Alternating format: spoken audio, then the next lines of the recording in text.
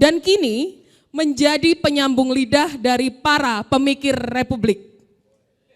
Mari kita sambut bersama Bang Rocky Gerung. Saya tadi baca berita di NTT, Anda tahu berita itu. Anak umur 10 tahun memilih bunuh diri, saya pakai kata memilih,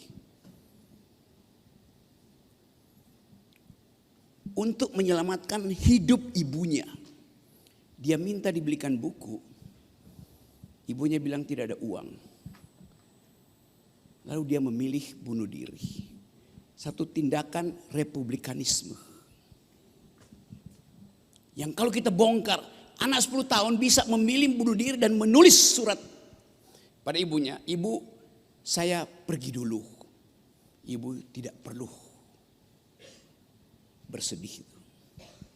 Harga buku itu berapa? 10.000. 10.000 itu berapa per mil dari 17 triliun yang disumbangkan oleh Prabowo pada Donald Trump? Apakah Prabowo punya etos republikanisme? Atau anak 10 tahun yang memilih secara rasional untuk bunuh diri?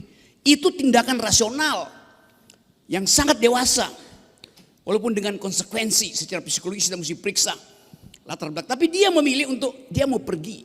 Dan tanpa ragu dia putuskan hidup saya harus saya hentikan supaya hidup ibu saya berlanjut. Supaya hidup 5 adiknya berlanjut. Supaya hidup kecamatan itu berlanjut. Supaya hidup kabupaten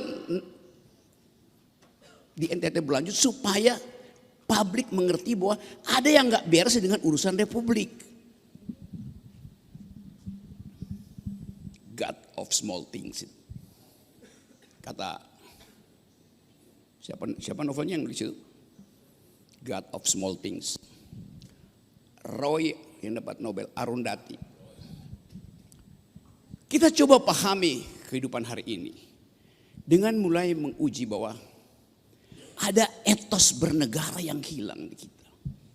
Sejumlah oposan bertemu dengan Presiden Prabowo, keluar dari Kertanegara senyum.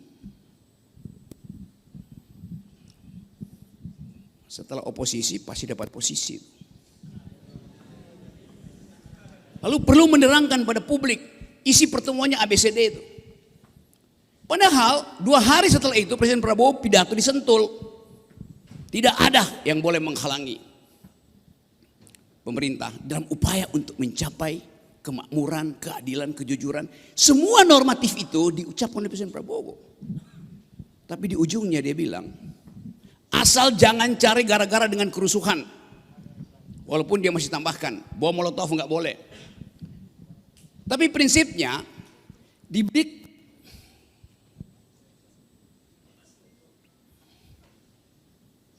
Kenapa saya nggak ditalamin di sini?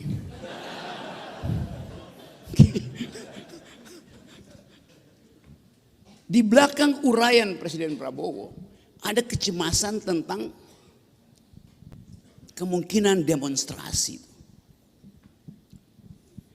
Coba kita lihat, seolah-olah stabil, tapi undercurrent politiknya penuh dengan kegelisahan.